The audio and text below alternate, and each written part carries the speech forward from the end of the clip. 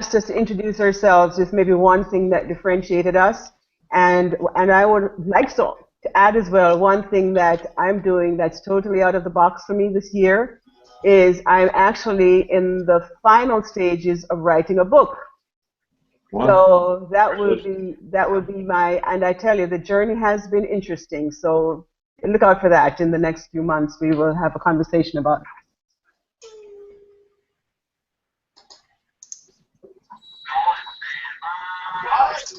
No, Pamela, we cannot lose you now. All right, everybody else's camera's working. Everybody hears me. Joshua, did you turn your mic off? I just did, yeah. Okay, you're on control on that. And we got a freeze frame on Pamela. Let's give her a note. Okay, there we go. Wait. Perfect. There she's back, yeah. There you go. So chasing that elusive permanent job posting, that's transition. Sort of reacting to those jobs that are posted or asking for referral into a company, that is really transition. But the game out there has shifted so much. We can't just transition from one position to the next. We really have to be all about transformation, taking control of our careers. And what that means is, what do you want to do with your life? What's your vision of your future that's going to take you into that next stage? Just sitting back on the sidelines is the riskiest position to be. And that's one of the things that I help to talk with particularly my HR folks about, but of course I've transitioned into training others as well. So it all starts off with a vision. What is it that we see about the world as it stands? In my context, what I found that was lacking in the world in which I worked, which is the major corporations, is that no one took the time to measure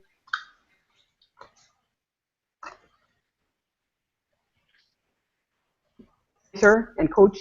Kind of loved that role, and I played it all the way to the Hey, Pamela. Pamela, yes. so we're getting some freeze frame, and so we see a still Pamela, and then we lose your mic. Can I just ask, do you have other windows open right now? Just one. Should I close that? Let's try closing it and see if it helps. And then are you on your wired or wireless? Yes, I'm on my wired. Okay, well, carry on. Okay, I'll carry on. I'm on my wired, so I'm doing everything I'm supposed to be doing.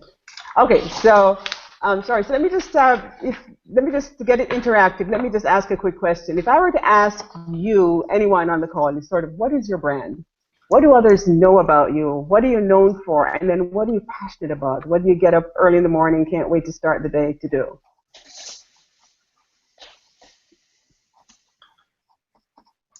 Anybody have a thought?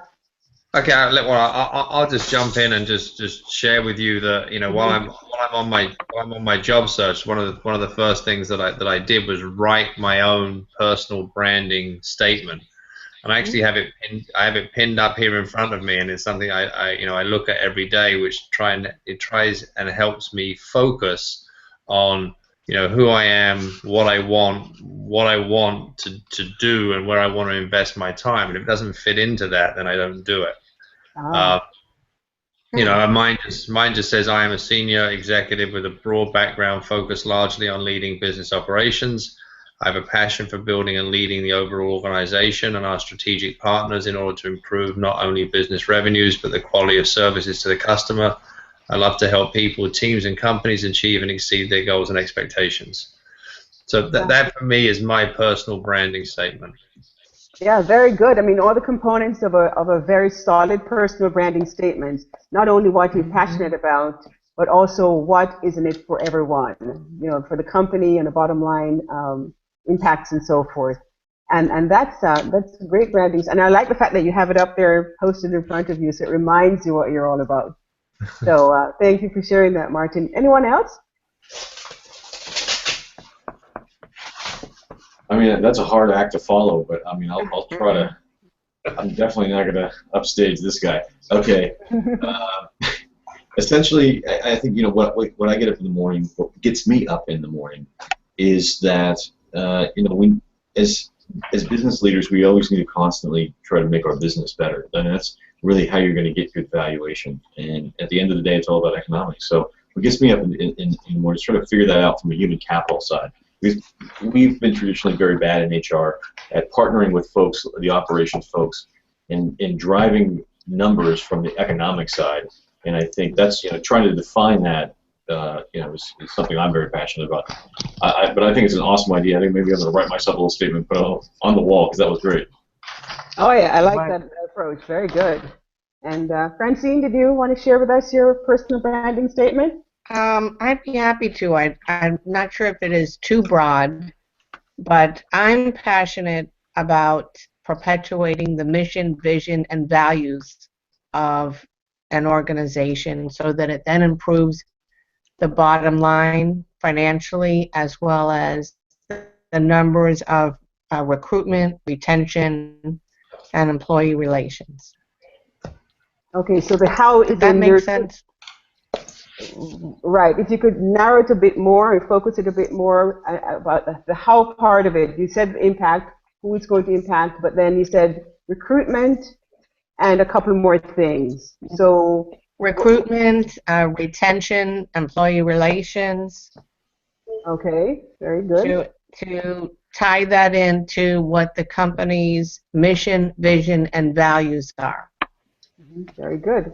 So what are you looking for? What field are you looking for a job? Which HR sphere are you looking for a job in? Is it in the recruitment or employee relations? I've been an HR director for over 10 years. Mm-hmm. My background prior to that was in executive search and recruitment. Okay. So I would like to encompass recruitment, retention, employee relations, recognition, policy administration. Right. So if I'm in a networking event and someone said to me that they have this great position as an HR director responsible for recruiting, for talent retention, talent management, and I said, wow, I think Francine is a person. Would that be an accurate description of you and in terms of the brand that you just described to me? Very accurate, yes. Very accurate. Okay, and that's kind of what I'm getting at, is someone, just if you figure someone at a cocktail event and there's a topic about, oh, we're looking for a personal branding consultant who can work with corporations and the sales teams and customer relations team to build that brand and that image. I want my name to be first on that list, and that's what we want. When we describe our brand so accurately in such a focused manner, that's exactly what you want to do. So kind of work on refining that a bit more. So that's fantastic. Anybody else? I think we hit everybody. I think everybody knows Mike's brand, right? Wait, Mike, maybe they don't. Maybe they don't. So I'm an employee benefits guy, and let me pull the camera over here because I got my 30 seconds of glory here. I'm not going to miss out. I mean, we salespeople have no problems talking too much. I'm an employee benefits broker, consultant. I am these days in this last year been the anti-brokers broker.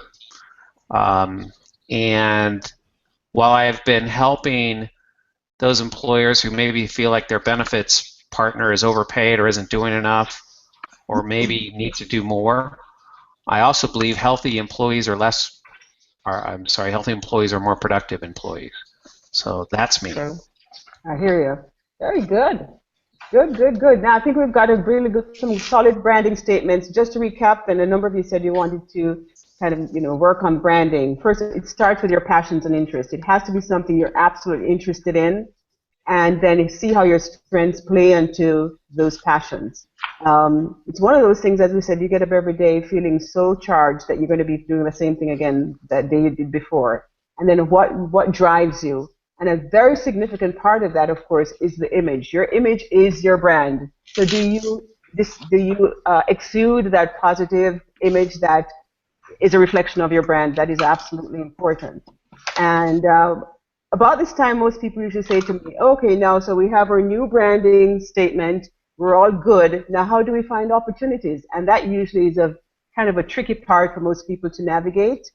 And one thing I say, it's very important that we keep abreast of trends. We need to know what's going on out there. One of the things that I just came across in the last few days is that there is a SHRM talent management conference taking place someplace out west. I don't know if anybody got this in the mail. Yes. And Yes. I went through it, JR and everybody else, and I started ticking off some keywords. What are they focused on? Hello, HR people. These are all things that are part of our, that we want to kind of put together when we talk about getting ourselves to the next step in terms of our branding. They're talking about innovation, succession planning, a couple more things I wrote down, social media, and how that's going to have such a major impact, or even a more major impact on our lives.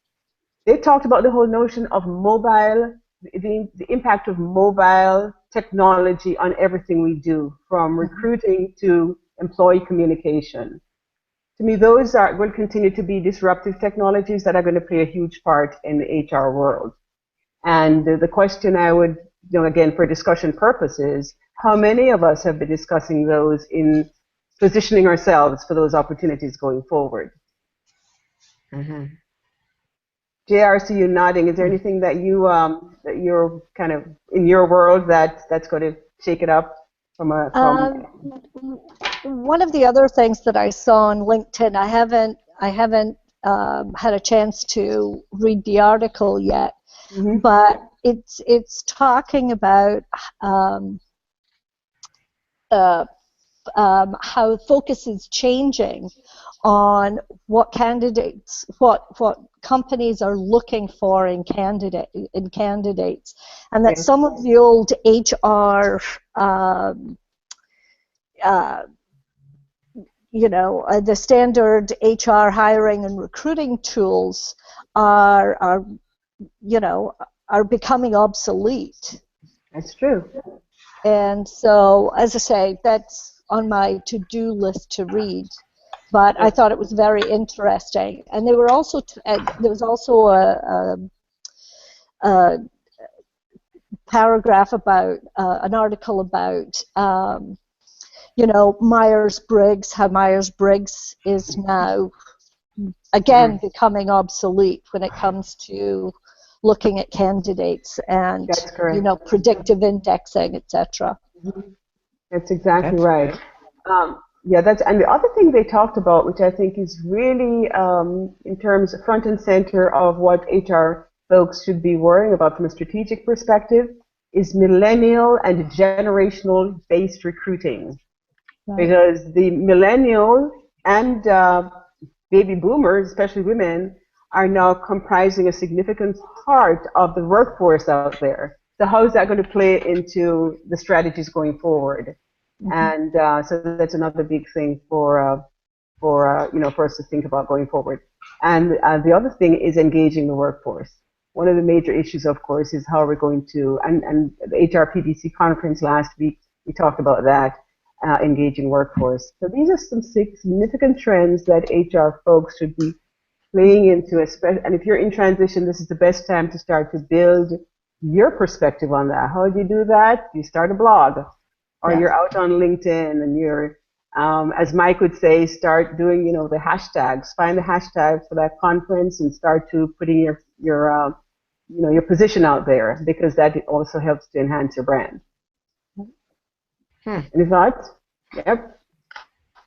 So that would be one thing I'd suggest. The other thing, I was actually reading this article earlier today about mobile technology, and that it's everything. It's beyond HR. It's taking over the world. And one of the quotes that I read that I thought would be apropos would be, mobile applications such as online learning and goal setting are positioning the phone to become the primary interface for all HR-related applications. Yeah, that's pretty, breakthrough when you think about it, for all HR-related activities. So the phone is going to be used for, for recruiting. It's going to be used for communicating, and of course, the whole online education is really, really huge. Yeah. Any thoughts on that? Makes sense. Yeah, it really does make sense. And the other thing that I think is kind of a disruptor that I'd suggest to HR folks, I said it earlier, is to start to go to network events such as Last week I attended a luncheon in West Palm Beach. It was held by Raymond James Investment Management Company, and they were talking about disruptors for 2015. And lo and behold, there were two of them that I said HR needs to be front and center, and one of them was online education and how that's taken over the world. From your perspective, especially maybe Francine, thinking about your area when you think of online education, what would you think? How do you think that would actually impact your HR career, your HR brand, and if you have to do differently, or folks in your organization to be responsive to the whole online technology wave that's taking over, the online education wave that's taking over? Online education gives all the employees or management that actually need it the opportunity to learn the same thing at their own pace and based in their own time when they can get it done. So if it is a requirement, and there's so many different programs out there and so many different styles, if you would, that it gets the message across so that everyone can get on the same level or up to par. So I think it's fabulous. Yeah, I agree as well. Any other thoughts when you think about anywhere, anytime you can be educated at 2 a.m., right? Yes. Anytime. My last company, we had an online learning program, mainly because working in healthcare, we had certain certifications that we had to do every year, like HIPAA, fraud, waste, and abuse. And so all of those programs were put online. So all of our employees could go on at any time and take those certifications. And they had to do it. So, and we added, like I wrote recruiting tips for managers, interviewing tips, sample behavioral interviewing questions, to help managers when they're recruiting. So we used our online education system a lot in my last company. That's great. Now, Martin, let me ask you from the other side, what do you see the impact of this huge wave to online education for employees? What is that? How does that impact the operational side of the house?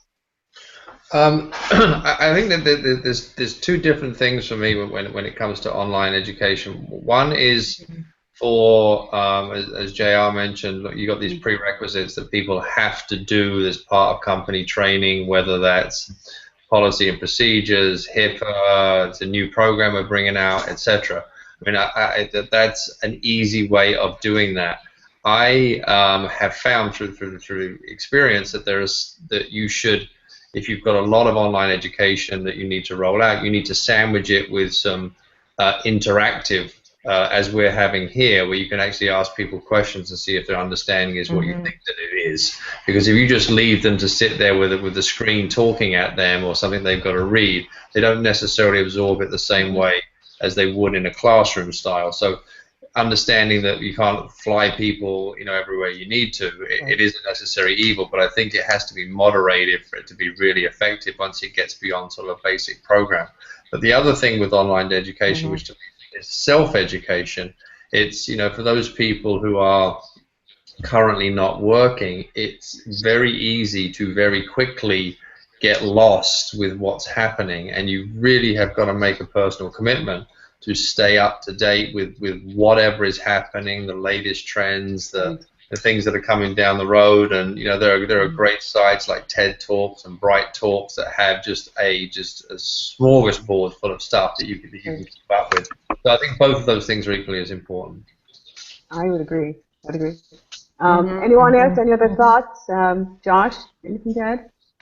Yeah, it's really funny that you bring training up, and Martin, that's a great point. We all think that online education is going to be a new paradigm shift, but the reality is you have to make sure that there's traction and that person is bringing those skills back to the labor force, right?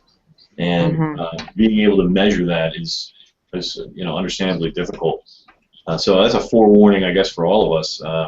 Myself, I think that with the availability of online training. I'm a big fan of Udacity, which is it's a good suite of products, and there's a lot of them out there. Blackboard's another one, I think. And but I think if the company wants to utilize that, it's absolutely important to try to take those dollars and make sure they're invested properly from an economic standpoint. And that means predicting who is going to be your top 10 performers, your top 10% or whatever demarcation line. And allowing them some freedom to select their own courses to bring back, and for those folks that are not within those parameters, try to assign education dollars, online education dollars, to get them to the demarcation line above whatever it is you dictate. That makes sense. Yeah, I agree with that, and I think one of the things that I'm hearing you both say is that it's so important then not only to have online education as a part of our education program going forward, but to be able to strategically implement it and make sure you're getting the results that you want from it.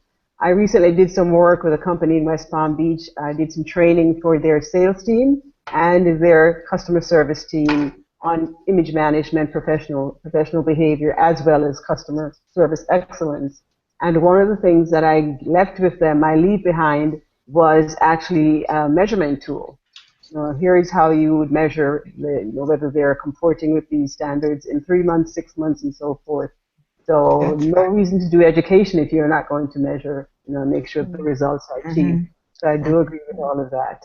Yeah. Mike, any thoughts? Anybody else? Any thoughts on that?